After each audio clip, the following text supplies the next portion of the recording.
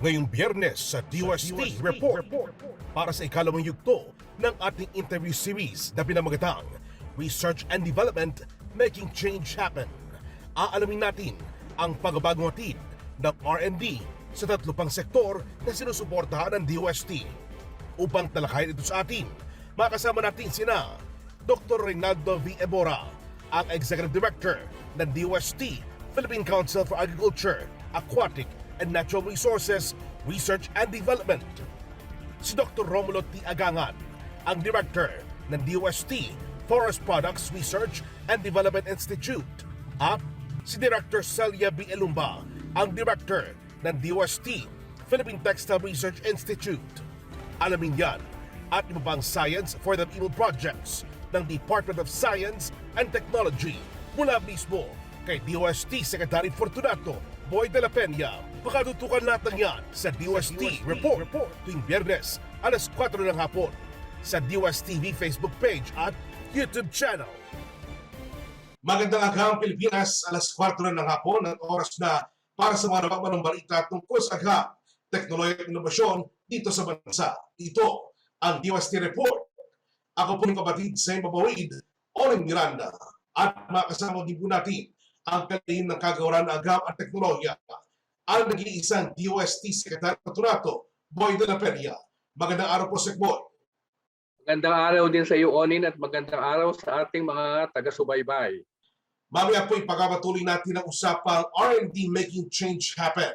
Makasama po namin ni Secretary Boy ang mga kanitawan mula sa tatlong ahensya ng Department of Science and Technology na nagsasagawa ng mga research and development projects. Pero bago mo lahat, alamin muna natin ang mga updates tungkol sa agham at teknolohiya mula po kay Secretary Boy.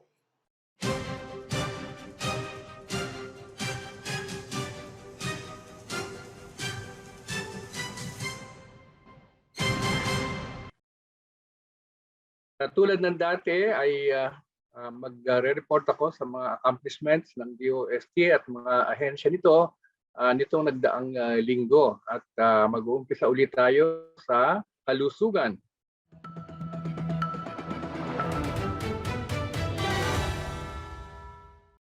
The first report says that the DOST UP Manila Lagundi project leader issued a reminder to the public on how to use the Lagundi syrup or tablet for those diagnosed with mild COVID-19. Dr. Cecilia Maramba Lasarte, the project leader of the Lagundi clinical trials conducted by the University of the Philippines, Manila, with the support from DOST, Philippine Council for Health Research and Development, or PCHRD, advise the public to follow the prescribed dosages to ensure that treatment using Lagundi will render positive results.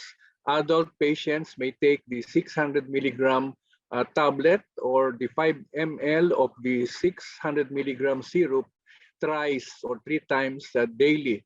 Meanwhile, the dosage requirement for pediatric patients would vary depending on the age range. The 300 milligram syrup may be taken thrice daily by children following the suggested dosage per intake, that is 2.5 to 5 ml for ages 2 to 4, 5 ml for ages 4 to 6, and 7.5 to 10 ml for ages 6 to 12. Teens aged 12 and older may also take the 600 milligram tablet thrice a day. Following these guidelines, the use of the medicine may alleviate mild COVID-19 symptoms, especially the loss of sense of smell for patients. So the DFA-approved Lagundi product, which was formulated under the National Integrated Research Program on Medicinal Plants way back, has long been used for cough and asthma relief. Lagundi is also included in the home care kit for mild COVID-19 patients of the Philippine Health Insurance Corporation, or PhilHealth. The second report comes from the DOST PCHRD, or the Philippine Council for Health Research and Development. And this is an update on the WHO Solidarity vaccine trials. As of January 3, 2022, 8 hospitals and 2 community-based sites have already conducted the recruitment activities, with 5,901 who have already been vaccinated with the first dose, and 3,840 participants have already completed the 2-dose schedule of the first study vaccine. So the recruitment of participants for the trials is ongoing in 10 places in Metro Manila, namely the Philippine General Hospital, the Lung Center of the Philippines, the Makati Medical Center, the Quirino Memorial Medical Center, St. Luke's Medical Center, Medical Center Manila, and San Juan de Dios Hospital. Also a community-based center in Sampaloc, Manila, and a community-based center in Prame, Quezon City, plus the Baguio General Hospital in Baguio.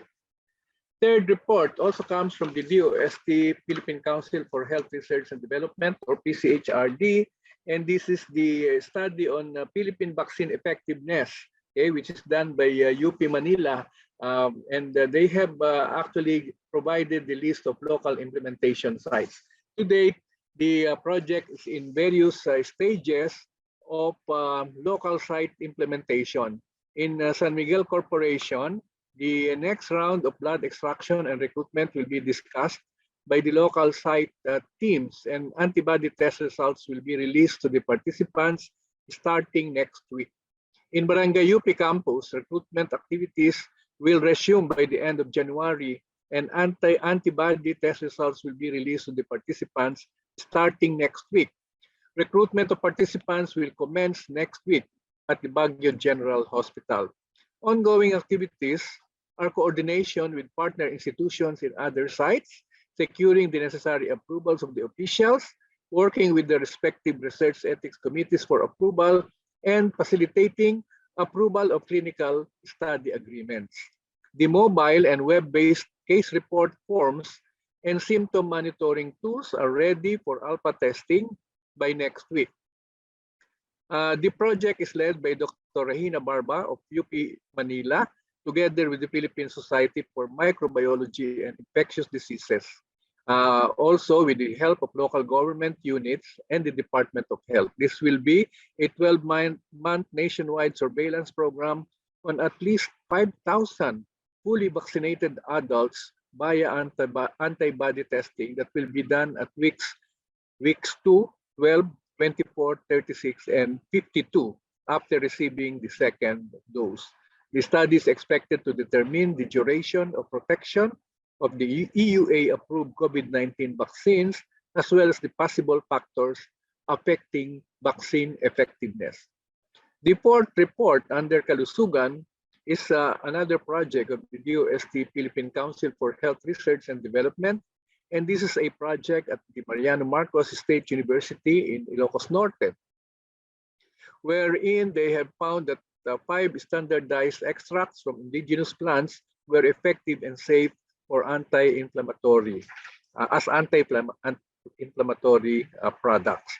As one of the Tuklas Lunas development centers, the Mariano Marcos State University is implementing a project to develop standardized, safe, and effective anti-inflammatory herbal products in prototype oral and topical dosage forms from 5 spray-dried plant extracts for preclinical and clinical development. The project is led by no less than the president of the university herself, Dr. Shirley Agrupis, and this is done in collaboration with Pascual Laboratories and the University of the Philippines Diliman Institute of Chemistry. The initial study results show that 5 standardized spray-dried extracts from indigenous plants were bioactive and deemed to be safe for anti-inflammatory products. Currently, the team is conducting several pre-formulation studies in order to determine the most stable, effective, and safe dosage form of the spray-dried extract. In particular, the Mariano Marcos State University is conducting the pre-formulation studies on all possible dosage forms, such as, but not limited to, ointments, gel, creams, capsules, and tablets. The next set of accomplishment reports is on kabuhayan.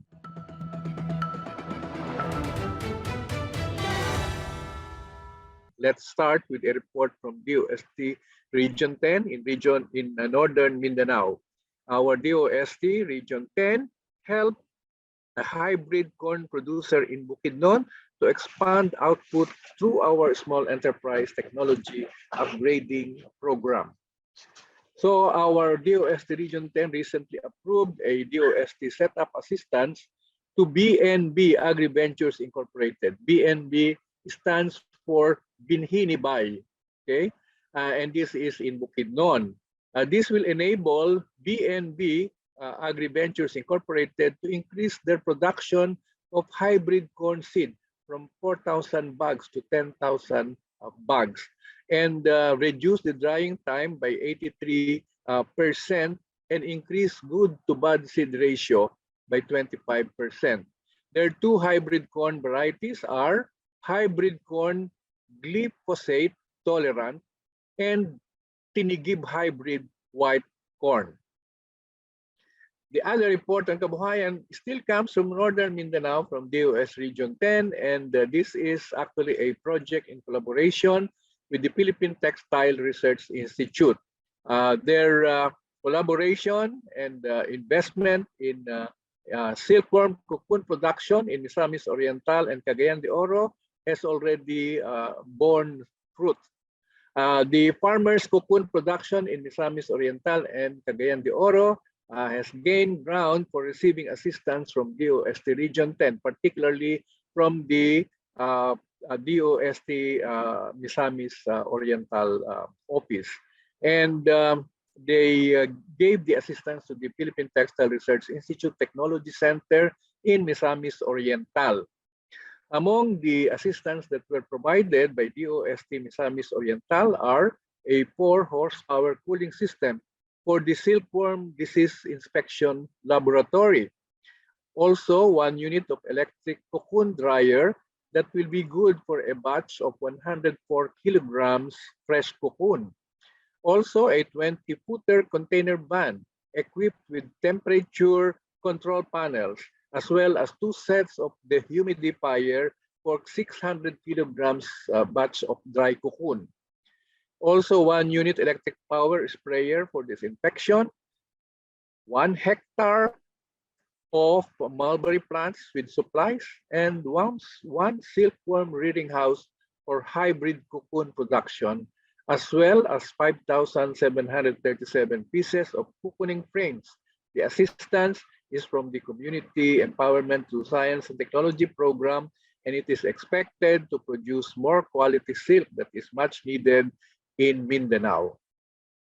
The next kabuhayan report still comes from DOST Region 10, okay, also from Northern Mindanao, and this is a partnership with the Gingoog City Local Government Unit to help farm workers and indigenous peoples in the area through vegetable processing and mushroom production. So DOST Region 10, the LGU of Gingoog City, and 2 associations, the Holy Family Farm Workers Association and the Indigenous People Agriculture and National Organic Farmers Association, have joined forces to contribute to food security through vegetable processing and mushroom production using upgraded technology. The next report comes from the DOST Philippine Council for Agriculture, Aquatic, and Natural Resources, R&D. And this is actually an assessment of their village-scale chicken meat and egg production system at the New Bilibid prisons, Bureau of Corrections. So the DOST Picard Livestock Research Division actually implemented a project to augment the availability of food, particularly chicken meat and eggs, within the New Bilibid prisons. It also provided reformation activities to persons deprived of liberty, particularly to those who are about to be released. 3 cycles of broiler production were completed already by the project in 2021, and that means that is equivalent to a total of 5,400 broiler chickens raised for 32 to 35 days per batch, producing a total of 7.1 tons of live broiler chickens from August to December 2021. These were marketed just within New Bilibid prisons. And aside the broiler chicken production, the project also engaged the persons deprived of liberty in layer chicken production. So the 390 layer chickens that were managed by the persons deprived of liberty started laying eggs in September 2021 and are currently at their peak of performance, which is more than 90% laying.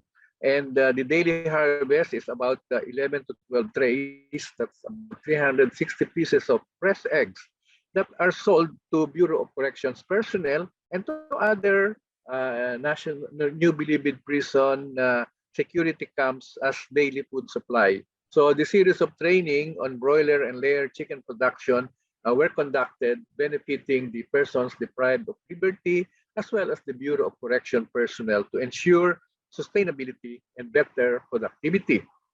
Related to that is the report from DOST Region 8. Again, this is an assistance to persons deprived of liberty at the Leyte Regional Prison in Abuyog, Leyte. And they have a different project. The DOST Region 8 formally turned over the project funds for the project entitled Establishment of a technology center for gifts and house decors production within the Leyte Regional Prison in Abuyog, Leyte. This project will benefit 30 persons deprived of liberty from the maximum security compound, as well as 30 from the medium security compound to give them livelihood using technology that can produce good quality gifts and house decors. Now, the next report on kabuhayan comes from the DOST National Capital Region or DOST NCR, and this is in collaboration with an association called Bantay at Kasangga ng OFW International Incorporated. What they did was to orient 80 overseas Filipino workers on the DOST I-Forward program for OFW startups of techno-based enterprises. I-Forward means innovations for Filipinos working distantly, PH, from the Philippines.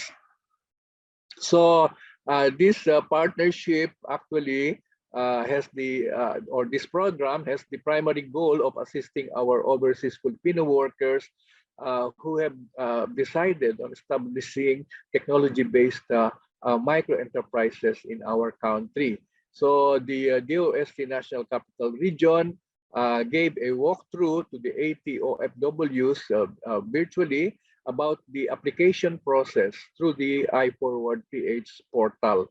Majority of the 80 overseas Filipino workers indicated that they want to pursue being beneficiaries of the iForward PH program of DOST. And DOST National Capital Region announced that they are already accepting applicants for their 2022 beneficiaries until March of this year. And the last report on kabuhayan still comes from, this one comes from DOST Region 10, and this is in partnership with the Cagayan de Oro City LGU. And what was their project? They provided solar-powered vending carts for ambulant vendors, primarily for food safety purposes.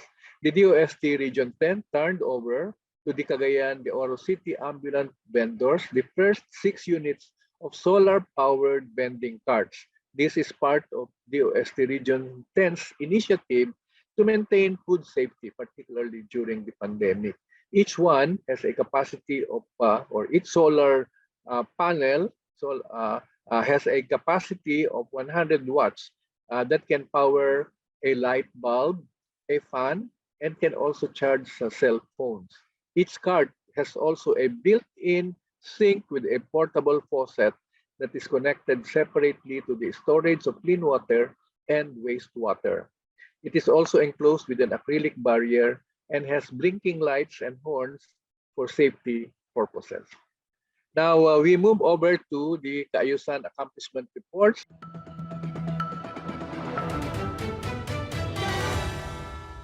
And the first one is a report by our DOST Industrial Technology Development Institute, or DOST ITDI, saying that they are making available already their institute developed certified reference materials and reference materials to laboratories.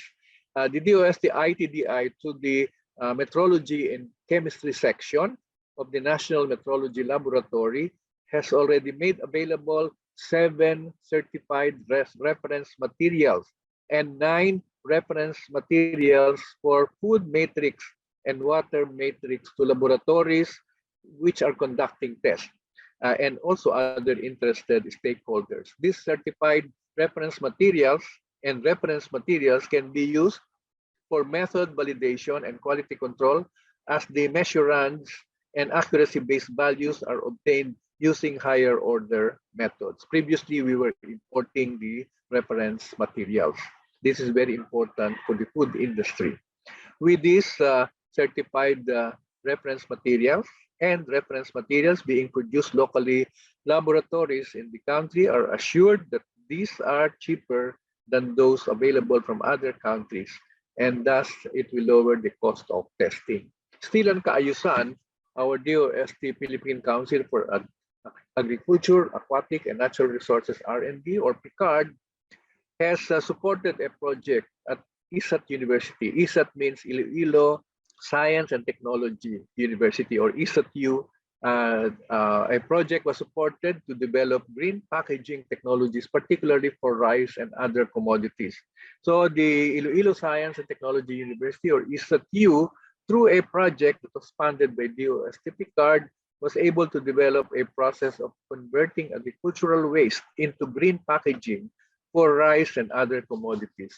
Among the different combinations of rice straw, banana stem, corn husk, bagasse, and wood fibers as materials for the green packaging, the banana stem rice straw combination was found to have the highest pulp yield of about 62.35%, a tear strength of 314.7 grams, and tensile strength of 8.975 kN per meter.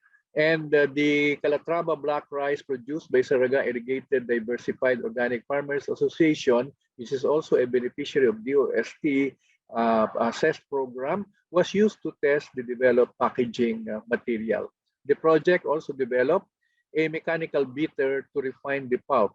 The beater, as well as the process of developing the packaging product, have been applied for intellectual property protection. So speaking of green packaging, this is one of the breakthroughs. Now, still on kaayusan, we have DOST Region 8 reporting that they have gained 3 new halal lead auditors certified by the International Halal Integrity Alliance, which is based in Kuala Lumpur, Malaysia. Through the DOST Lead Auditor Halal Training and Certification Project, 3 personnel from DOST Region 8, this is the Eastern Visayas region, have been conferred with certificate as Halal Lead Auditors. They are Imelda Mel Picoro, Norma Cecil Bagarinaw, and John Glenn Ocanya, all staff of technical staff of DOST Region 8. The training program was conducted from October 27 to October 29, 2021 in collaboration with the International Halal Integrity Alliance. The training consisted of the basic principles of food and drinks, okay, but for halal products, and this is covering from sourcing of raw materials, their storage, processing and handling, packing, and transport, loading and unloading, up to the washing of dirty equipment and the segregation of clean ones, as well, of course, as the halal control point training. The next report is still on kaayusan, is regarding the studies of our DOST Forest Product Research and Development Institute, wherein they studied the lapnis, or this is the paper mulberry, for paper conservation. The DOST FPRDI is exploring the possibility of using Lapnis bast fibers for paper conservation. The initial results of the research showed that Lapnis strength and long fibers make it a good substitute for imported conservation or restoration paper. The DOST FPRDI produced at least 5 different kinds of Lapnis handmade paper that were evaluated by a paper conservator. Thin Lapnis handmade paper is particularly good as a backing material for supporting artwork on paper, as pre-coated lining papers for mending tears, and as hinges for framing art on paper, among others. Still on kaayusan, our DOST Philippine Institute of Volcanology and Seismology, or PHIVOLCS, has launched a project on integrating gender and rights-based considerations into risk assessment. So the DOST Philippine Institute of Volcanology and Seismology, or PHIVOLCS, has started an integrated risk assessment project together with the Asian Disaster Preparedness Center, which is an international organization that works to build resilience of people and institutions to disasters and climate change impacts in Asia and the Pacific. The project aims to develop a risk assessment questionnaire tool that integrates race-based and gender information. The tool will be tested using the PHIVOLCS developed REDAS software and the GeoRisk PH platform in terms of assessing the impacts due to landslides and how the issues of gender and rights based in a Philippine setting can be best understood. Once successful, the concept, including the tool, will be adopted or is planned to be adopted in other Philippine communities. This is a 13-month project which started in December 2021. Last among our kaayusan report is a report from the DOST Cordillera Administrative Region, or DOST CAR, wherein they held a radio connectivity testing in support of disaster risk reduction and management for the province of Abra. The DOST Cordillera Administrative Region conducted radio communication propagation testing in 27 municipalities of Abra to assess the connectivity of the operation centers of the local disaster risk reduction and management offices to the provincial operations center. This was done to identify possible sites for the establishment of repeaters to strengthen the overall disaster risk reduction and management of operation centers in times of calamities. This is especially crucial in the so-called geographically isolated and disadvantaged areas, or GIDA. DOST CAR was given technical assistance in carrying out the test by the Filipino Investor Society of Cordillera, or FISCAR. Finally, on kinabukasan,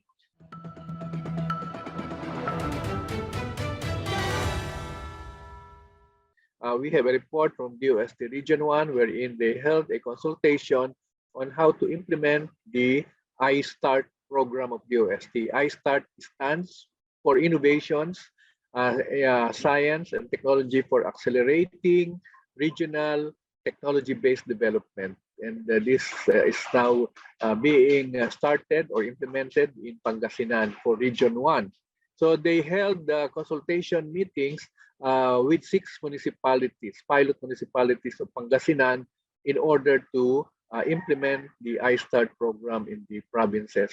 17 multi-sectoral approaches were used to be able to meet the objectives of the program, specifically that of developing a technology development plan for the agri-based manufacturing and service sectors through various strategies that will constitute the science, technology, innovation-based policy and plan. So the exercise included stakeholder mapping, message crafting, and communication action planning towards this objective.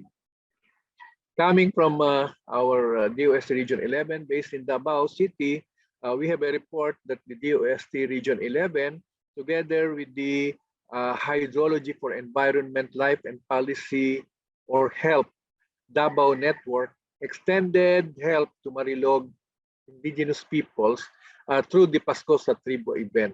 So DOST Region 11 and the Davao Network of the Hydrology for Environment, Life, and Policy has again made holidays merrier for the indigenous peoples of Sitio Upian Marilog in Davao, dubbed as Pasko sa Tribo, the annual community outreach program, which is now on its 12th year, benefited 200 IP families. Food and hygiene kits were distributed at the same time.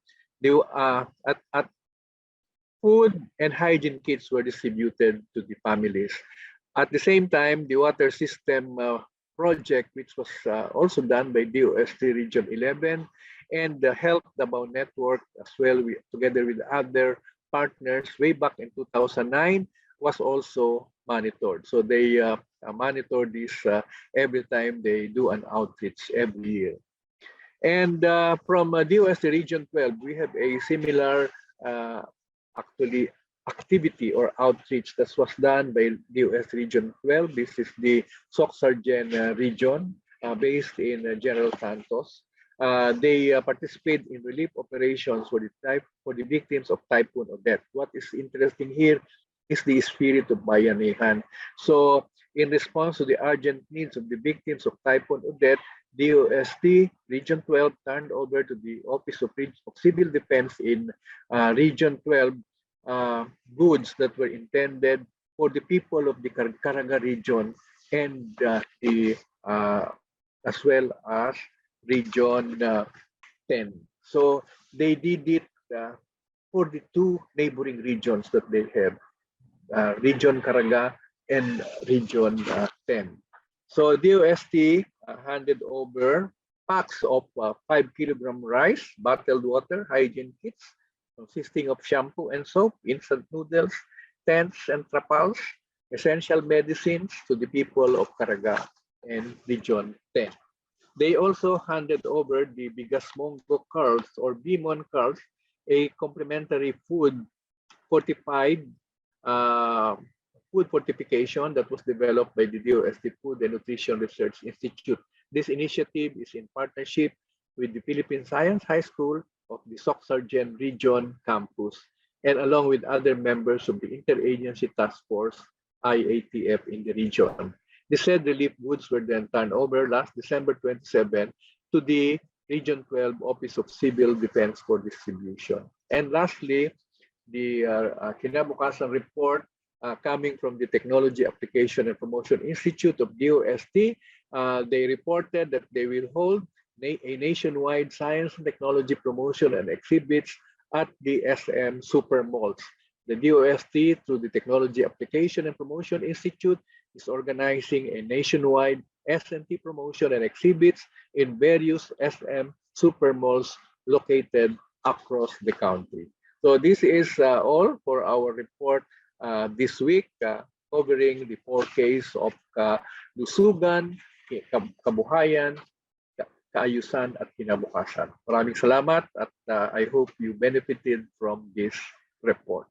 Maraming salamat po, Sec Boy. Natunghayan po ninyo ang kabuuan ng DOST updates para sa nagdaang linggo. Sa aming pong pagbabalik, ating umpisahan ang ikalawang yugto ng Research and Development Making Change Happen interview series sa pagbabago ng DOST report.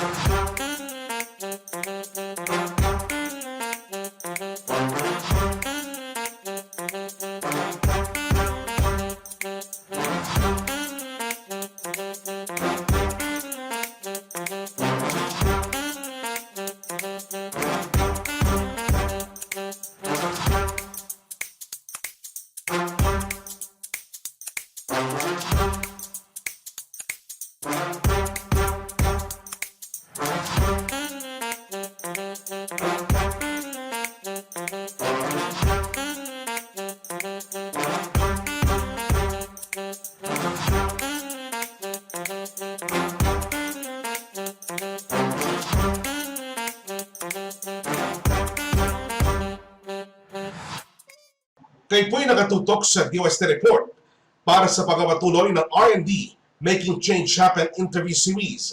Aalamin natin kung paano nakapaghatid ng pagbabago ang ilan sa mga R&D projects ng DOST sa iba't ibang sektor na sinusuportahan nito at aalamin din natin kung ano pa ang mga nakaplano ng programa tungo sa Sustainable Development Goals. At para sa araw na ito, makasama po natin sina Dr. Reynaldo V. Ebora, Executive Director, Philippine Council for Agriculture, Aquatic and Natural Resources Research and Development o DOST PCARD, Dr. Romulo T. Agangan, Director, Forest Products Research and Development Institute o DOST FPRDI, at Director Celia B. Ilumba, Director for Philippine Textile Research Institute o DOST PTRI. Simulan natin ang panayam kay Dr. Reynaldo Ebora, ang Executive Director ng Philippine Council for Agriculture, Aquatic and Natural Resources R&D or DOST PCARD. Magandang hapon po, Secretary. Dr. Ebora, para sa mga hindi nakakaalam, anong sektor ang inyong tinutulungan at anong mga challenges ang inyong na-meet, particularly nito nakaraang 5 taon, 5 kalahating taon? Ang pangunahing hamon po sa agriculture sector ay mapataas yung productivity. At pag sinabi nating agriculture, kasama po dito yung pangisdaan, yung mga aquatic resources, at kasama na rin sa sector namin yung natural resources. Doon po sa mababang productivity, ang karaniwang limiting factor dyan, yung mga pests and diseases na nag-a-apply hindi lamang sa crops, kundi sa mga livestock at maging sa mga kagubatan natin. So ito po yung pangalawa, hindi rin po efficient yung sistema ng agrikultura at yung mga policy ay kailangan ding i-improve. So ito pong lahat ng ito ay kasama sa mga ina-address ng PCARD. Ang nakapokus po tayo dun sa research and development na mag-develop tayo ng mga technology para yung productivity ay mapataas. At makita din natin kung paano maging sustainable yung mga effort. Karaniwan pong nababanggit kapag sinabing agrikultura ay pagkain lang. Pero ang katotohanan po nito, marami ding ibang produkto kagaya ng mga hibla, yung mga fibers na nanggagaling sa mga abaka halimbawa sa banana, sa pinya, at even yung mga fibers na galing sa kagubatan. So kasama po ito sa effort natin. Ang isa rin pong napansin yung patuloy na degradation ng ating environment at yung challenge ng climate change. So bali ito pong mga to, mayroong mga programa ang PCARD na isinagawa sa pamagitan ng pagde-develop ng appropriate technology at the same time pag-revisit ng mga policy kung paano maibibigay sa stakeholders. Ang isa rin pong nakita namin, medyo mababa ang technology transfer. So marami tayong mga technology na develop sa R&D natin pero hindi gaanong efficient yung technology transfer process. So ang ginawa po ng PCARD, naggagawa tayo ng iba't ibang mechanism, technology transfer mechanism and modalities.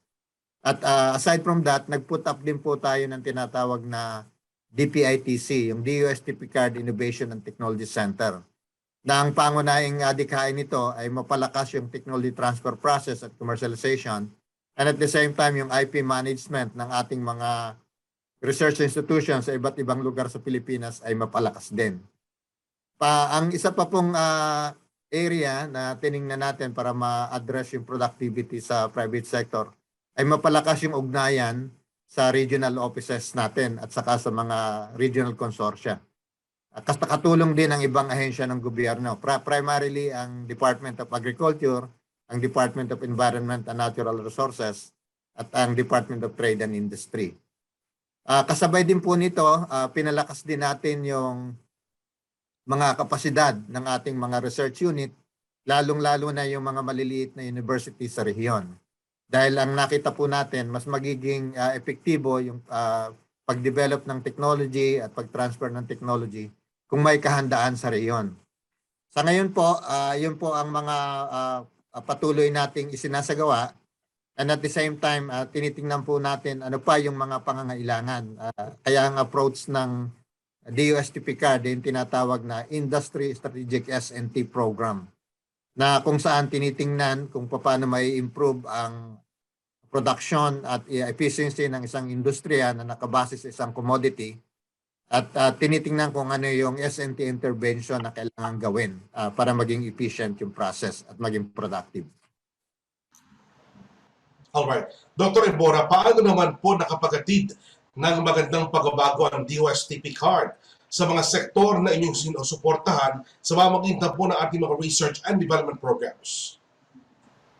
Marami po tayong mga na-develop na technology na ito po ay mga isinagawa ng ating mga partner institutions, mga research and development institutions, state universities and colleges, and mga regional unit ng ibang department, primarily Department of Agriculture at Department of Environment and Natural Resources. So halimbawa po yung problema sa crops para sa productivity, nag-develop tayo ng mga innovative products gaya ng Carrageenan plant growth promoter na magagamit na substitute sa mga fertilizer para mas lalong maging mayabong yung growth ng plant. At ang isa rin pong example is yung control measure para sa kukulisap na naging major problem ng coconut industry sa Calabarzon, sa Basilan at sa Zamboanga. So bali, ito po ay nagawa natin ng Luna sa pamamagitan ng tinatawag na biological control-based control measure na kung saan gumamit tayo ng parasitoid na tinatawag na Pumperiella calawanica at in combination with other cultural method ay nakontrol natin yung kukulisap. Sa livestock po, marami tayong example dyan. Halimbawa, yung production po ng ating itik ay naging mas efficient sa pamamagitan ng pagde-develop ng tinatawag na itik Pinas na kung saan mayroon tayong mahigit na 66 na itlog sa bawat inahin natin sa bawat taon. Kung kaya mas marami yung kanyang production tapos yung quality ng itlog niya ay uniform at predictable yung production niya. Ang isa pa rin pong example ay yung ating initiative sa native pig na kung saan na-purify yung breed ng native pig hanggang almost 90% at napataas yung production.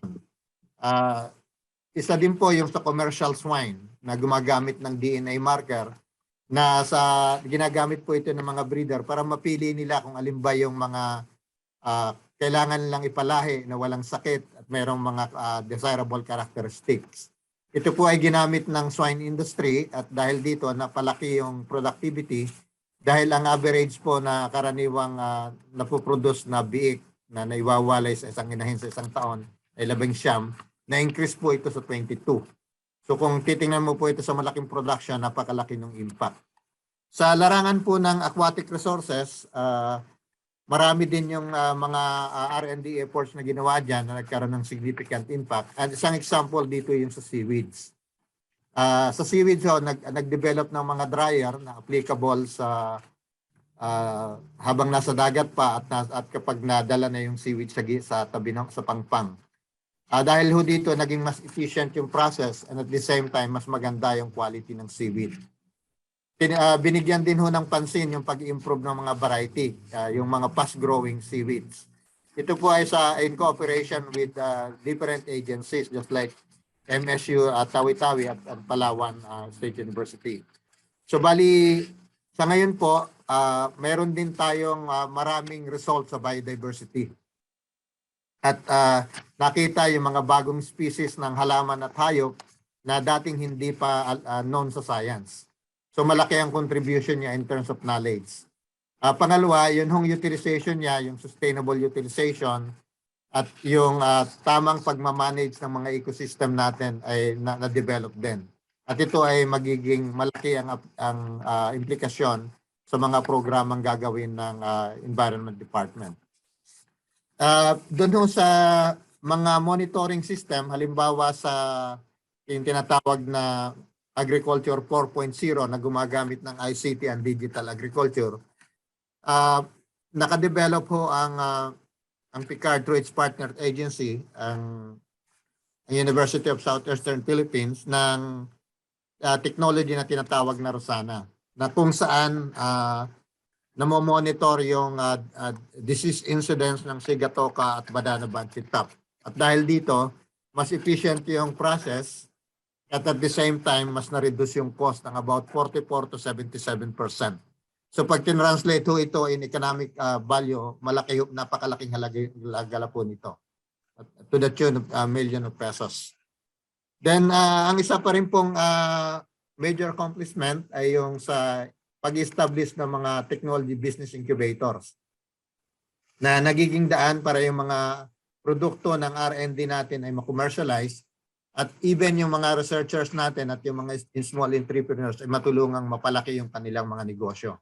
Sa ngayon po ito ay nasa 21 lugar sa iba't ibang rehiyon ng Pilipinas at marami na rin po ang mga trabahong na-create nitong tinatawag nating ATBI, Technology Business Incubators. Sa larangan naman po ng policy, marami din yung itulong ng DOST card sapagkat yung mga policy o halimbawa sa na dinidiscuss sa different commodity, yung paglalagay ng mga standard, at the same time yung mga pinapile na bill sa lower and upper house, ay nagbibigay po ng input ang PICARD doon. Ang isa po dito ay yung tamang policy para matulungan ang bamboo industry kung paano may improve yung transport and at the same time yung actual utilization. Ang isa pa pong tinitingnan natin ngayon ay yung capacity building effort.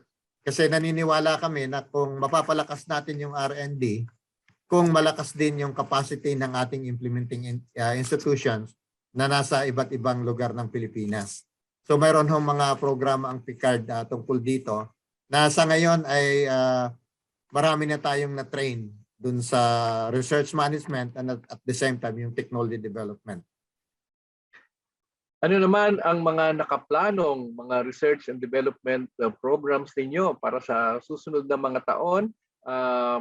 Particular na yung ating objective na makakontribute towards the meeting of the Sustainable Development Goals by 2030. Tinitingnan namin ay ano pa yung mga gap doon sa different commodities na hinahandle ng PICARD.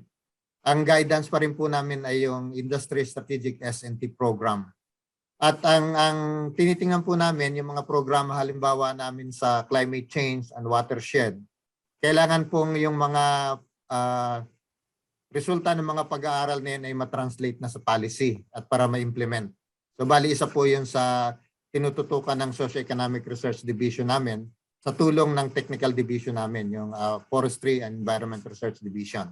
Kasama na rin po yung mga research na nanggaling sa marine resources. Kasi may mga policy implication po doon. Bukod doon, yung nabanggit po yung sa SDG, kagaya na nabanggit nyo kanina, marami yung SDG na involve yung area ng PICARD. Yan ba yung zero hunger, yung reduction in poverty, life below water, at saka yung life in land. Lahat po nito, ang plano po ng PICARD, yung lahat ng mga technology na na-develop na namin, dapat maging aggressive yung technology transfer process. Sa ngayon po, sa assessment namin, napakarami pa ng mga technologies na kailangang matransfer at matest. Then, ang isa pong major program namin sa mga darating na panahon ay maging aggressive para dun sa attainment ng Agriculture 4.0.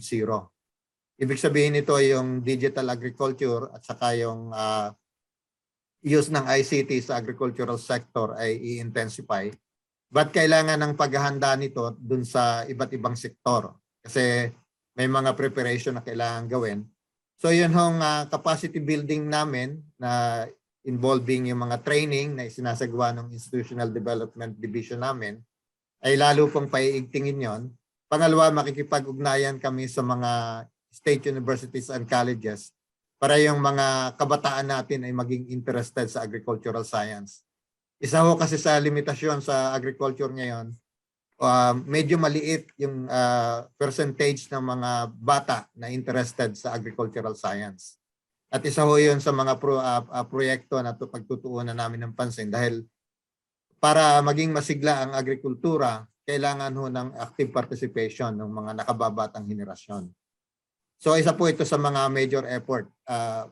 Ang isa po sa tinitingnan din namin, yung aming research program sa marine and aquatic resources ay lalo pa naming palalakasin para yung mga gains po natin ngayon nung nagdaang 5.5 taon ay lalong masustain dahil marami po tayong programang inilatag na nangangailangan ng mga follow-up work. Ito yung mga development ng mga bagong technology, halimbawa yung mga effort natin sa genomics, yung effort natin sa nanotech, at effort natin sa biotechnology. Isusustain po ito para ma-develop yung mga technology that will ultimately be used by our stakeholders. So hindi lang siya concept, dapat produkto siya na magagamit ng karamihan. At the same time, may impact doon sa agricultural sector and the aquatic sector. Meron din pong programa na nakapokus naman doon sa natural resources. Medyo lumiliit yung ating area ng forest, pero hindi nangangahulugan na nawawala yung kanyang kahalagahan kasi maraming produkto na pwedeng ma-develop kung gagamitan ng tamang teknolohiya. So bali yun po yung focus namin doon sa natural resources sector. At ang pakikipag-ugnayan din sa ibang international partners, hindi lang dun sa local partners, kundi sa international partners para makuha natin yung ibang expertise. Maraming salamat, Dr. Renato Ebora. Babalikan po namin kayo maya-maya po lamang para sa ilang media questions. Sa punto po ito, si Dr. Romulo T. Agangan, ang Director ng Forest Products Research and Development Institute o DOST FPRDI naman ang magbabahagi po sa atin ng iba't ibang RD projects ng kanilang ahensya. Magandang araw po, Director Agangan. Magandang araw po, Sec Boy, saka Onin, at saka mga kasamahan ko si Picard Executive Director, Dr. Ray Ebora, saka si DOST PTRI Director, Celia Ilumba. Dr. Agangan, ano naman ang mga sektor na tinulungan o tinutulungan ng Forest Products Research and Development Institute or FPRDI, particular na nito nakalaang 5 taon, at ano mga challenges ang inyong in-address or mga concerns na inyong tinutukan para na sa ganun na makatulong sa ating mga kababayan? So bali sa amin, ang DOST FPRDI ay isa sa mga ahensya ng DOST na may mandatong tumuklas ng mga teknolohiyang magagamit sa mga yamang gubat tulad ng kahoy or wood, tulad ng non-wood forest products like kawayan or bamboo, rattan, forest vines, at yung mga resins at iba pa. Layunin din ng FPRDI na ipalaganap at mailipat sa mga kaalaman at mga teknolohiya ito sa mga komunidad, especially doon sa upland communities at sa mga forest-based industries na umaasa sa mga paggamit ng mga yamang gubat. Sa nakalipas na mahigit 5 taon, ang mga industriya at komunidad na nakadepende sa kagubatan ay nangangailangan ng higit na suporta sa ating pamahalaan at mga sumusunod.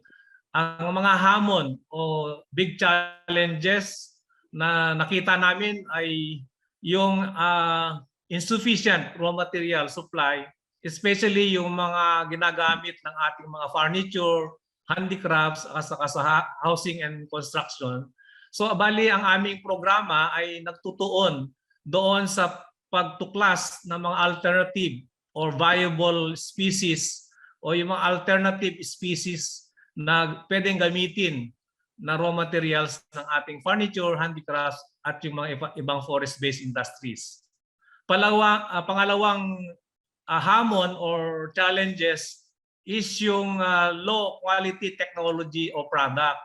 Kaya yung aming ginawa ay naggawa kami ng mga R&D to improve yung quality, yung halimbawa yung mga technologies na nag-i-improve ng technology or innovation na ginawa para magiging high value products yung may puproduce natin sa mga forest resources. And of course, isa pa rin doon is yung improve product design and develop new products from our forest resources. Ang isa ring naging problema is yung slow pace ng techno-transfer.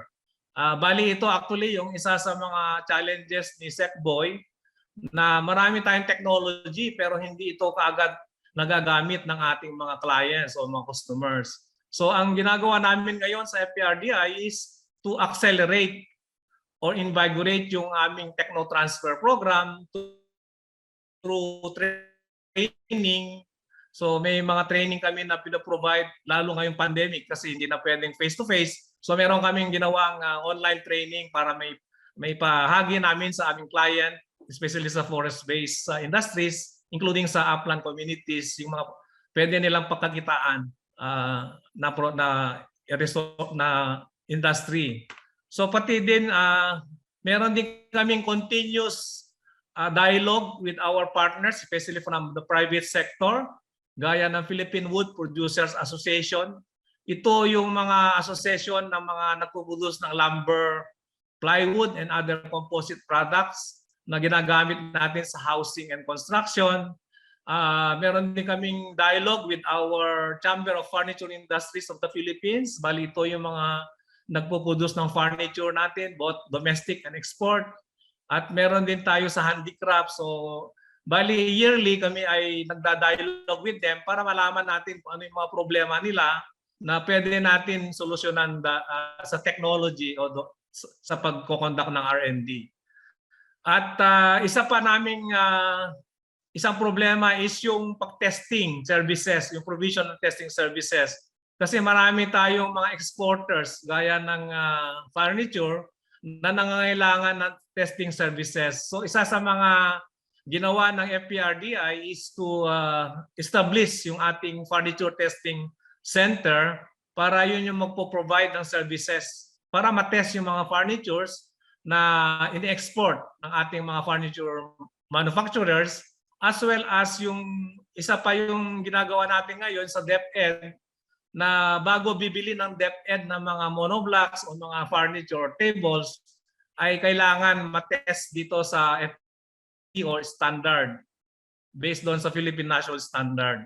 And of course, yung plywood, isa yan sa ating ginagawa dahil alam naman natin na most of our plywood are imported. At yun ang ginagawa namin, we test yung mga plywood, especially yung mga imported plywood na galing China. Director Gangan, maaari po ba kayo magbigay ng ilang halimbawa ng mga R&D projects po ng DOST, FPRDI na nakapagbigay ng positibo at magandang pagbabago po sa sektor na inyong sinusuportahan? Ang FPRDI ay may mga programa na tumutulong, gaya ng nabanggit ko kanina, para ma-improve yung productivity ng ating mga forest-based products, especially sa furniture, handicrafts, even sa construction, sa housing, at pati na rin po yung ibang mga products na like yung mga bago namin products ngayon na siguro itutuloy namin yung pag-produce ng mga sabon, yung antimicrobial na soaps and hand mist para makatulong tayo dito sa pandemic. Actually, meron kami mga program halimbawa sa bamboo processing and industry development na ito ay tumutulong sa ating mga bamboo industry kasi meron tayong Executive Order 879 na create na ito yung Bamboo Industry Development Council para matulungan natin yung bamboo industry na maging competitive at saka yung mga members ay yung mga nagpo-produce ng bamboo products ay maging ma-increase yung income nila at makatulong sa halimbawa doon sa employment sa mga rural communities as well as makaproduce ng new product from bamboo. So bali yung isa namin programa yon na tayo yung nagbibigay ng mga technologies sa bamboo industries for their development. At mabanggit ko rin siguro yung isang pinagmamalaki namin programa na pinondohan ng DOST GIA, yung Bamboo Musical Instrument Innovation R&D Program, na ito yung first na program siguro na sa creative industry. So bali ito ay tinutulungan natin yung mga bamboo musical instrument makers, especially yung mga katutubo, yung mga indigenous people na gagawa ng mga bamboo musical instrument. At the same time, ma-preserve yung culture natin, yung indigenous culture, lalong-lalo na sa bamboo musical instrument. At nabanggit ko rin kanina na meron tayong bamboo processing center.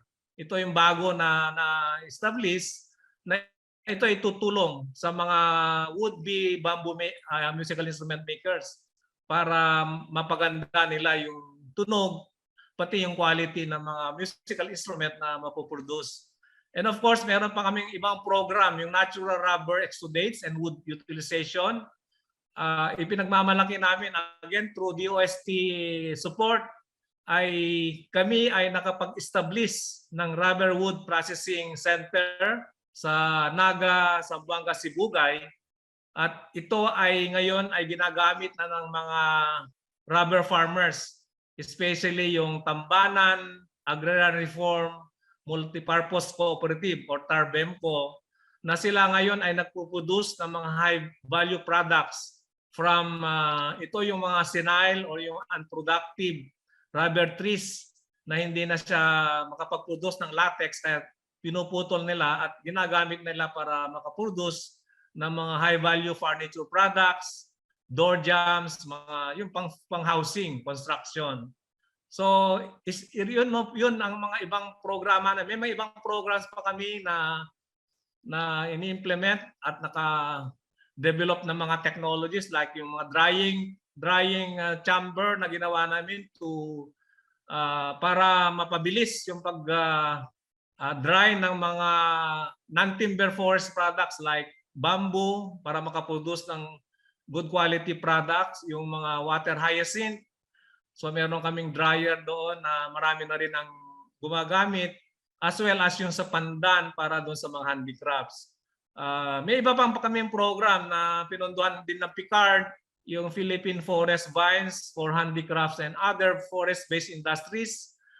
Ito ay, ang plano nito is to develop technologies para mapadami yung mga forest vines o yung mga bagging para magamit na supply or raw material supply ng ating handicrafts sa furniture industries. Dr. Agangan, ano naman ang mga research and development programs na nakaplano ninyo para sa mga susunod na taon? Particular na para doon sa ating hangarin na makatulong para ma-attain yung sustainable development goals by the year 2030. Yes, sir. So actually yung aming bamboo development program, isa yun sa goal is to produce yung resilient housing and construction material. So bali yun ang isang objective namin doon sa isang program namin, long-term R&D program natin sa bamboo industry and development R&D program. So, and then of course, yung iba pa program na yung pag-develop natin ng mga alternative species, yung wood species. Kasi meron tayong plantation. As you all know, meron ngayon, di ba, yung NGP, yung National Greening Program ng Department of Environment and Natural Resources. Bali, ito po ay maraming tinanim na mga iba't ibang kahoy na hindi yung dating ginagamit for construction. So bali ang ginagawa natin dito is to determine yung mga properties ng mga tinanim ng NGP sa NGP para ma-determine kung ito ba ay pwedeng gamitin for housing, para yung binabanggit nyo for housing construction, para ito during halimbawa yung nangyari yung kay Odette, pwede natin gamitin ito para sa pagpapatayo ng mga bagong bahay na maging resilient o maging matibay siya sa ulit kung halimbawa magkabagyo or flooding, pwede silang maging matibay. So isa yun po sa aming mga programa. Ito po yung programa namin na pwede rin in support of SDG number 9, Industry, Innovation and Infrastructure. So meron din kaming yung programa na Flavors and Fragrances from the Forest Technology Program. Bali ito ay makaproduce tayo, as mentioned by Doc Ray kanina, ang very rich ang biodiversity resources natin, especially from the forest. So siguro marami tayong madidiscover na mga bagong species na pwedeng gawing fragrances at flavors. So isa yun sa aming long-term R&D plan na gagawin. And then of course, itutuloy din namin yung Bamboo Innovation, Musical Instrument Innovation R&D Program. At ang tawag namin ngayon doon is yung Forest-Based Creative Products SNT program. Na ito, not only we will produce siguro mga yung mga musical instrument, but also yung mga wood carvings ganon from other forest resources. So ito po ay in support also for SDG number 9, Industry Innovation and Infrastructure.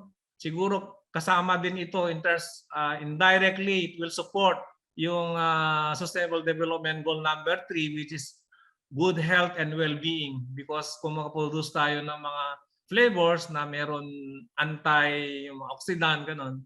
So isa rin yon sa mga magpo-contribute dito.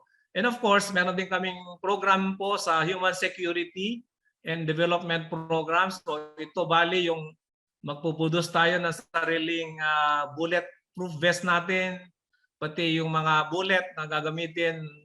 So ito bali ay in collaboration with our government arsenal ng Department of National Defense, saka yung R&D centers po ng Philippine Army, yung pagde-develop ng mga bulletproof vest, saka yung mga iba't ibang gagamitin ng ating Philippine Army and siguro yung mga police.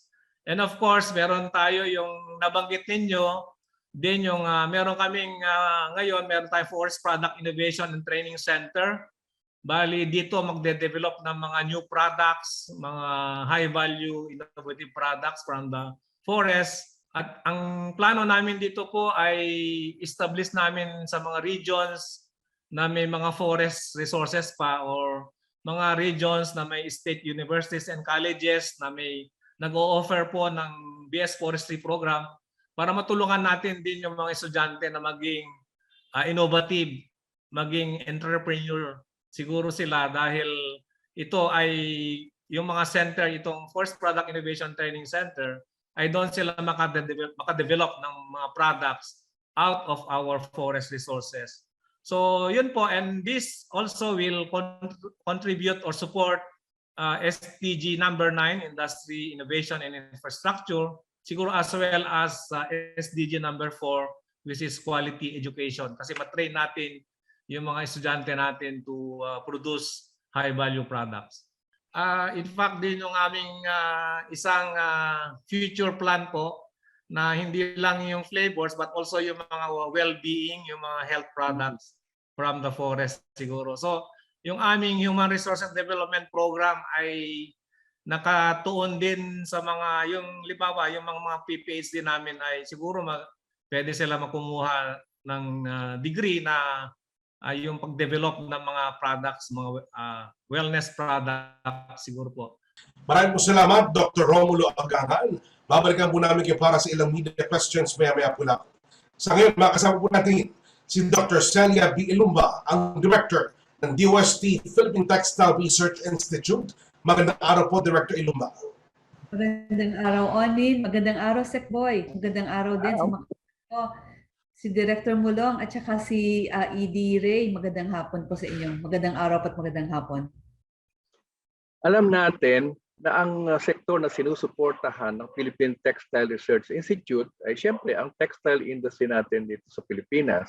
Dr. Ilumba, ano ang mga challenges or mga concerns na inyong tinutukan itong nagdaang 5.5 taon nang sa ganon ay matulungan natin ang ating mga kababayan in relation to the textile needs?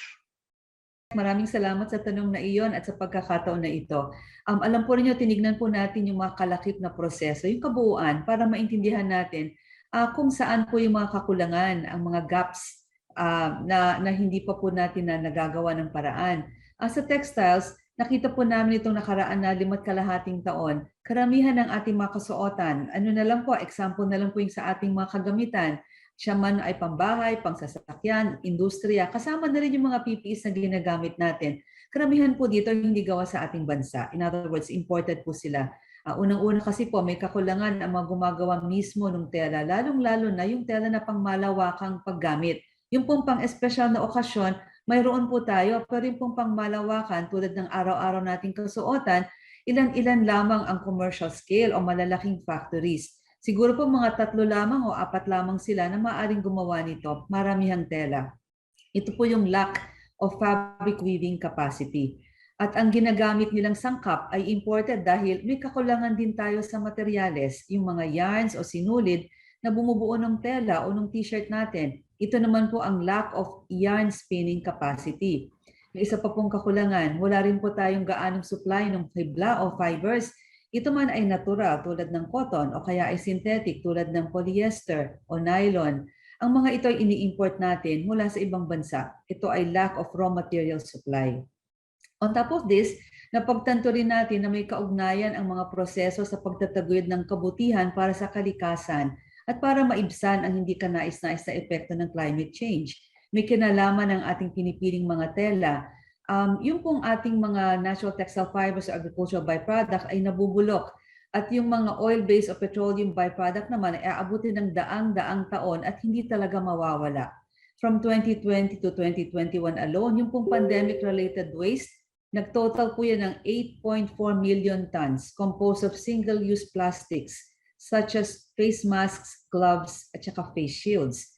Tayo bilang mamimili o consumers, tayo po ang nagtutukoy sa pamamagitan ng ating pinipili at tinatanggap. Kaya kung babalikan ko po lamang, ang challenges ng sektor natin, may 4 po yan. Una yung supply ng raw materials, pangalawa yung kapasidad o capacities, yung maging pong sa non-woven sa paggamit ng ating pong PPEs, pangatlo po yung ating mga sustainability aspects, kasama na rin po yung mga pangangailangan ng ating libu-libong handloom weaving communities at higit sa lahat yung pong mindset na ang telang gawa sa Pilipinas ay dapat mura lamang at ang kalidad basta na lang pwede na. So ito po ay supply, capacity, sustainability at consumption patterns po. Director Sergio, paano po nakapaghatid ng magandang pagbabago ang DOST PTRI sa mga sektor na inyong sinusuportahan sa mga magitan po ng mga research and development programs ng inyong Peña? Alam mo, ditong nakaraang 5 taon, doon sa raw material supply na katanungan onin, bunga ng masugid na pag-aaral nakapagtaguyod ng PTRI ng isang patented technology. Ito ang fiber pretreatment na nakapagtatransform ng raw material tulad ng abaka, ng banana, pineapple leaf, bamboo at bandala na maihalo sa cotton at iba pang materyales upang makabuo ng sinulid o spun yarns.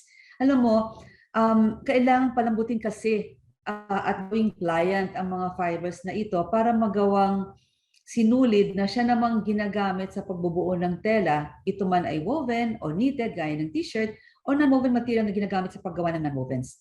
Sa pamamagitan nito at ng kakayahan ng PTRI Innovation Center for Yarns and Textiles, na mabanggit ko lang, gumawa ng blends of cotton blended with abaka, bamboo, and pineapple leaf and others na ginagamit ng mga ilang social enterprises natin, mga weavers mula ng hobby, ang pinili handloom weavers, ng nardas, ng creative definitions at iba pa. At napakahalaga sa lahat sa paniniwala at suporta ng DOST na itaguyod natin ang kauna-unahang Regional Yarn Production and Innovation Center sa Miagao sa Iloilo. Ito ay nasa ilalim ng tinatawag nating DOST PTRI Inclusive Innovation or I2TELA program na kung saan hinihikayat ang pagpapatibay ng textile value chain para ang ganansya o benepisyo ay mas makarating sa mismong pinanggagalingan ng raw materials at sa mga bumubuo ng sektor na ito. Kalakip nito ang pagtataguyod ng natural dyeing at handloom weaving at ugnayan sa local SUCs upang mapalaganap ang pag-aaral at pagtataguyod ng kaalaman. Sa Iloilo, mapalad tayo sa ating academic partner na Iloilo Science and Technology University. At para mas marami tayong magamit na raw materials, nagsaliksik ang ating mga dalubhasang researchers ng iba't iba pong materyales mula sa sugarcane bagas, iba't ibang uri ng kawayan. So salamat po sa Picard at kami po tinulungan sa pagtataguyod po ng mga kawayan na ginagawa pong tela. Mula sa iba pang materyales, yung pong bandala sa tulong din po ng Picard. Pinsan ng abaka at pakol o wild banana na may resistance sa bunchy top virus na kalaban ng abaka. Banggitin ko rin ang seda o silk kung saan may mga proyekto tayo mula sa Cordillera, sa Kalinga at Apayao, sa Negros Occidental at sa ating mismong PTRI Technology Center sa Misamis Oriental, kung saan mahigit na 20 na ang mga partner farmers na naitaguyod sa tulong ng PAGRO at ng ating DOST Regional Office 10 at kung saan maaari nang makapagproseso ng silk yarns na magagamit ng mga manghahabi sa Mindanao. Ang mga bunga nito ay magagamit ng enterprises kasama ng isang matatag na tatak o brand, ang Bayo po. Nag-design din ng Peter ay ng handle machines na may productivity at quality improvements at naghahain din tayo ng training para sa ating libo-libong mga hobby sa buong bansa. At dahil inclusivity ay para sa lahat, mayroon din tayong modelo na laan para sa mga miyembro ng lipunan na may ibang kakayahan para sa mga persons with different abilities. Meron tayong mga licensed fabricators sa NCR at sa Cordillera. Nakipagtulungan din po tayo sa TESDA na magtaguyod ng pagkilala sa kakayanan ng ating mga handong weavers through the awarding of a national certificate to sa lahat ng magko-qualify. Ang ating pong Textile Product Development Center itinayo para makatulong sa mga MSMEs at magsisimulang entrepreneurs na bumuo ng kanilang disenyo gamit ang makabagong sistema. Mula pagkuha ng sukat ng katawan, paggawa ng digital paper pattern at digital cutting marker at mismo ang paglalatag at paggupit ng tela for production, maaaring gawin yan dito sa ating TPDC. Sa mga susunod na panahon, digitization at digitalization at database management ang tutumbukin ng TPDC. Nitong nakaraang taon, sa panimula at hanggang ngayon sa kasagsagan ng pandemya, isa pang teknolohiya na nabuo ng ating mga researchers ang nagamit natin para masagot ang hamon ng pagkakataon. Through the water repellent finishing technology na inintroduce natin sa Rewear face mask, ito ang better cloth face mask dahil naiiwas tayo sa pandemya habang ito ay magagamit natin ng 50 beses. At dahil proyekto na ito, nabigyang pansin ang kahalagahan ng testing para sa kasiguruhan ng ating kaligtasan dulot ng ginagamit ng mga PPEs. Dahil sa pagkilalang ito, nabigyan tayo ng pondo sa pagtataguyod ng natatanging Medical Textile Testing Center na makapagpapababa ng cost at makapagpapabilis ng timing ng PPE testing ng kalahati na lamang. Ano naman, Director Ilumba, ang mga nakaplano pa ninyong R&D para sa mga darating na taon, lalo na tungkol sa hangarin nating makatulong na ma-achieve ang Sustainable Development Goals by the year 2030. Nakita po namin ang pinakamaganda pong kinakailangan mangyari sa kanya, tignan natin yung modelo, yung sistema, hindi lamang yung produkto o yung proseso. It has to be holistic. So sa pag-aaral po namin, nakita po natin na yung kanyang unang-una po, kaya po kami pumunta sa microsystems. Sasabihin po natin, ito po ay kabaligtaran kasi ang hinahanap ng economies of scale malalaki eh. Ito pong micro ay bililiitan po natin. Kasi nakita po natin na wala tayong kakayahang humabol sa pangangailangan ng materyales noong malalaking sistema. So sinisimulan po natin sa maliit para mapakita natin na mayroon siya talagang ganansya, mayroong benepisyo. So mabahagi ko lamang sa inyo, kaya po ako na-excite sa silk.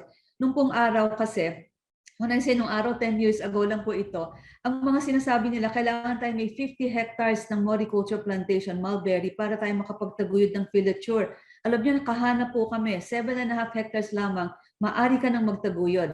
Kapag nangyari yon, makakagawa ka na ng silk filament na magagamit mo na sa paghahabi sa lugar ninyo. So napakalaki pong game changer yun para sa amin. Katulad po nung Ripik, para po sa amin, game changer yan para sa regionalization of the textile sector. So, doon po sa tanong ninyo, actually po sa ating SDG, meron po tayong maraming mga goals na hinahabol. Unang-una po yung SDG 12. Ito yung ating sustainable production and consumption. Yan po ay kalakip ng ating industriya. Nandun din po ang goal 9, which is industry. Yung pong better jobs. Na nakasama po siya. Nakalakip din po diyan ang ating gender kasi po ito po yung equal goals no for the gender. Of course, ang bandang huli po niyan tangentially no poverty ang habol po natin. Ngunit ang pinakamalapit po ay yung pong 9 at saka yung 12. At kami po ay nakasentro sa isang framework na tinatawag namin closing the loop on fashion para po tayo magkaroon ng circularity. So, ang gusto po nating makita, palawakin ang pagkilala at pagtataguyod ng sustainable ng SDGs sa pamamagitan ng natural materials. At ang tinatawag nating circular economy kung saan nakadisenyo ang produkto at ang proseso na walang tapon o walang basura, walang sayang. May framework po kami dito na nabanggit ko po na circular ang habol natin. Ang ating technologies are climate neutral. patungong climate positive kasi po mababa ang kanyang environmental impact. Ang institute po ay nag-initiate ng process improvement sa ating natural textile fiber pretreatment technologies. Ang ginawa po natin dito, magagamit po natin siya ng paulit-ulit hanggang 3 hanggang 5 beses. Hindi lamang po yung pretreatment, pati po yung natural dyes. Ine-exhaust po natin siya para yung tubig at yung chemicals, magamit natin siya ng paulit-ulit o ng mas matagal na pagkakataon. Yung pong ginagawa natin na crafted natural textile fiber blended materials, alam niyo po, ang cotton ay gustong-gusto natin siya kasi komportable eh. Ngunit ang cotton po ay hindi siya ang pinaka-environmentally sound material na natural na dapat i-produce kasi po ang daming gamit na tubig sa pagpapalagana, pagtatanim pa lamang hanggang pagproseso. Kapag pinalitan po natin ang isang parte ng cotton, siya po ay nakaka-30% cotton, 30% abaka, 30% water is actually reduced. 30% of that water consumption is reduced compared doon sa 100% natural na cotton material. Ganon din po sa ating natural dyeing, hindi po kinakailangan ng wastewater treatment kasi po ang chemical niya ay natural, hindi po siya makakasagabal, makakasakit sa lupain. So ang pagtuong pansin ng biodegradable, kahit siya pa ay gawin nating single-use, non-woven, pero siya ay biodegradable, ay napakalaking bagay po yan sa aming pananaw. Nakabuo po tayo kasama ng ating technology business incubation partner, ang Creative Definitions, ng isang sustainable footwear. Ito po yung lakat. Natutuwa po kami kasi po ito ay 100% tela Pilipinas na po ito or tela 100% Pilipinas kasi po yung insole niya ay 100% pineapple leaf. Yung kanya pong upper is 70% cotton, 30% abaka. Yung shoelaces ay 70 or 80 cotton, 20 pineapple leaf. At yung kanya pong sole ay rubber po. Yung swelas galing po sa, hindi po sa amin galing, ngunit siya po ay galing sa rubber from Zamboanga. Zamboanga. Talagang 100% po siya na ay gawang Pilipinas. Katuwang-tuwa po kami dito sa produkto na ito dahil pinagsama-sama po yung mga ibang teknolohiya. Ginawa pong water repellent yung upper, so kasama din po yung smart textiles dyan sa isang produkto na yan. So aside po dun sa ating environmental considerations, ang Tela Pilipinas po, pinopromote yung ating creative sector, yung art, yung culture, yung tradition, poverty reduction, countryside development, and women empowerment na nabanggit ko po kanina. Muli po, maraming salamat po, Director Celia B. Ilumba. Maraming salamat po sa pagbahagi niyo sa amin how R&D make change happen. Sec Boy, baka may mga nais po kayo mabatid sa ating mga taga-subaybay at mga panauhin. Maraming salamat sa ating mga kinapanayam ngayong araw na ito. Si Dr. Reynaldo Ebora, na Executive Director ng DOST Picard. Si Dr. Romulo Agangan, na Director ng Forest Product Research and Development Institute. At si Director Celia Ilumba ng Philippine Textile Research Institute. Maraming salamat sa inyo at marami kaming natutuhan sa ating pakikipanayam sa inyo ngayon. Napakaganda ng kombinasyon ng mga ahensya na ating kinapanayam ngayong araw na ito. Meron sa sektor ng agrikultura, meron sa sektor ng forest products, at meron sa sektor naman ng textile. Itong mga ito ay tumutugon sa mga pangangailangan sa kani-kanilang sektor. Halimbawa, ang Picard ay nakatutok sa food security, pero hindi lang naman food ang kanilang tinututukan. Of course, yung ating mga iba pang resources, halimbawa, if you talk of sustainable development goals under the underwater, okay? At saka yung ating sustainable development goals for our terrestrial resources. At ang Forest Products Research and Development Institute naman ay nakatutok kung paano magagamit natin ang mga makukuhang produkto mula sa ating forest resources without destroying the environment.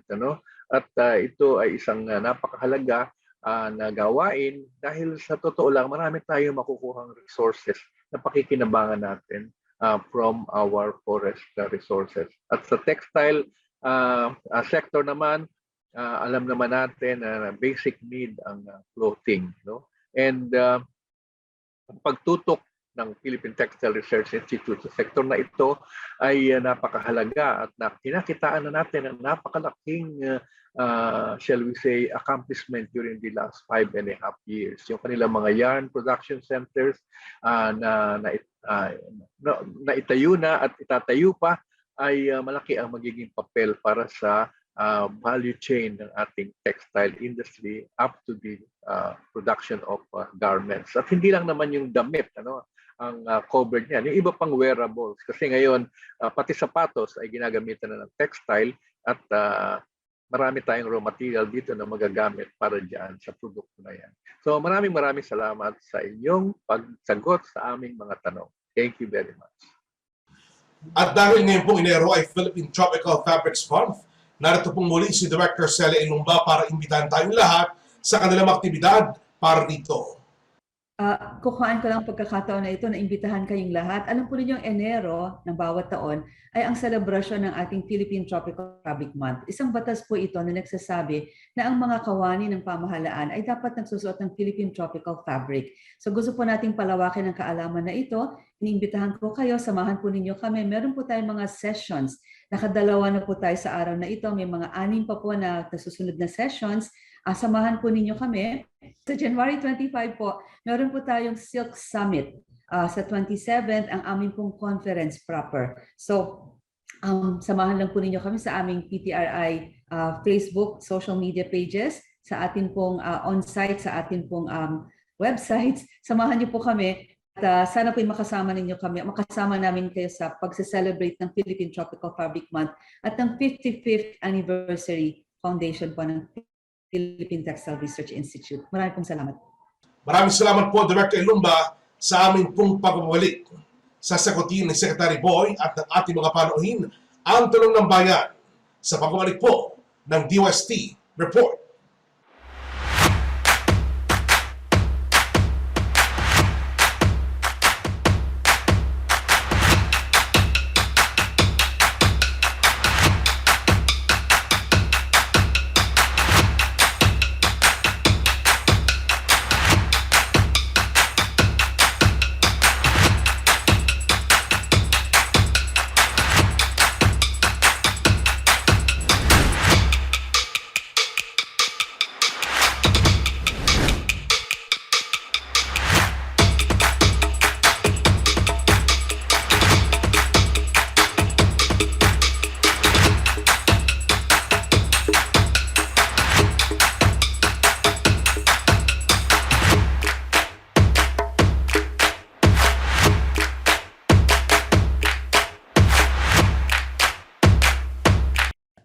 Media questions are in. It's time for Itanong Mo kay Sec Boy.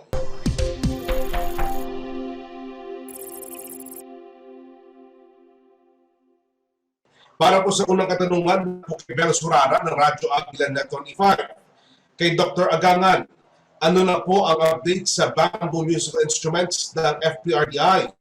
Dumami po ba ang mga nagnanais maging kapartner ng inyong ahensya sa pagpapalaganap nito?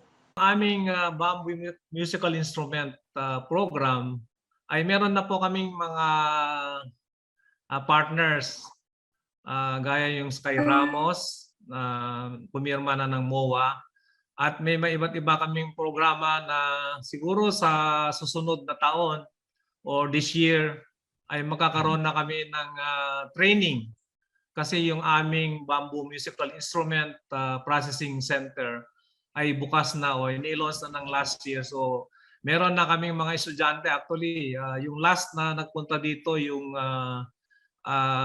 St. Benil School ay gusto silang mag-produce ng bamboo musical instrument at tutugtog din. So yun siguro ang update ngayon sa aming bamboo musical instrument program.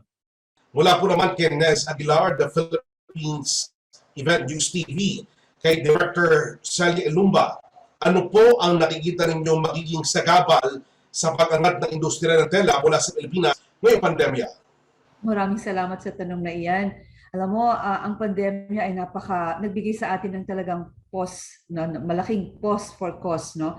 Ang mga sagabal nito, karamihan kasi sa mga stakeholders natin, ang tinatawag nating traditional textile manufacturers, handloom weaving communities sa iba't ibang parte ng Pilipinas.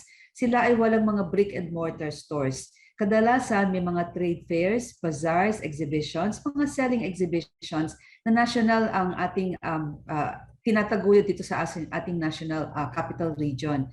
So ang nangyayari ngayon dahil marami na sila sa mga yoon itong nakaraang taon at nakikita natin sa darating na taon, hindi pa natin malalaman mapapagtaguyod pa, yung kanilang abilidad na ma-event o karoon ng paraan na maibenta o maitinda yung mga ginagawa nila, yung mga produkto nila, medyo challenged yun. Aside from the fact na sila mismo, challenged yung kanilang conditions. So yung pangkabuhayan nila ay medyo nalalagay sa alanganin kung kaya't kailangan na magkaroon ng talagang tulong-tulong na maidala ito sa digital space para magkaroon ng online platforms at mabigyan sila ng pagkakataon na ma-event o ma-ventilate ang kanilang produkto para sa kanilang pangkabuhayan. Ang tanong nito ay mula kay Nolan Ariola, Leader News Online, para po sa mga programa po ninyong ihahain sa 2022, ano po ang pinaka-top priority at kaninong sektor po ninyo ito ibibigay? Ang programa kasi ng PICARD ay nakapokus sa different sectors, yung agriculture, aquatic resources, and natural resources. Bali, ang programa namin ng 2022 and beyond ay sinusundan namin yung tinatawag na Industry Strategic S&T Program. So bawat commodity, halimbawa sa crops, meron kaming mga programa na nakalinya at kung ano yung particular gap, yun yung magiging focus ng R&D. So halimbawa sa crops, patuloy yung mga research namin para i-address yung mga factors na nagli-limit sa productivity ng sektor. Ito yung mababang quality ng mga binhi. So meron kaming mga breeding program. Meron din kaming programa para i-address yung problema sa pests and diseases at yung development ng mga detection tools, yung mga diagnostic kit na gumagamit ng mga basic and applied science. Doon sa mga marine and aquatic resources, kasama din sa programa yan na tinitingnan yung utilization at yung mas efficient na production process.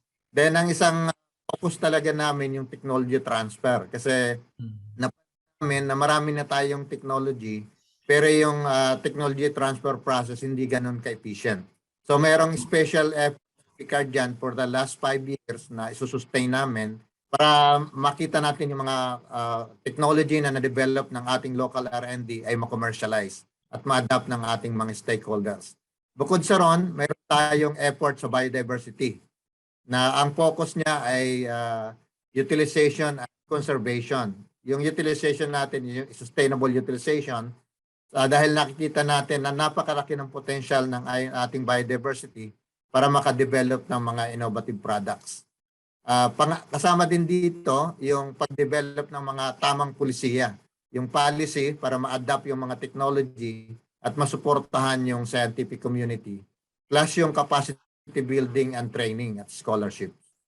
Maraming po salamat, Director Rebora, at maraming po salamat, Dr. Romulo Agangan at Director Celia Ilumba. Mga kapatid, salamat po muli sa inyong pagsubaybay. Mas marami pang balita mula sa mundo ng agam at teknolohiya ang ating pag-usapan. Kaya tutok lamang kayo ting Biyernes alas 4 ng hapon dito sa DOST TV Facebook page at YouTube channel. Ako po si Orin Miranda. Ito ang mga balitang may kinalaman sa agam, teknolohiya at inovasyon. Hatid ang makabago para sa maunlad na mundo. Ito ang DOST Report.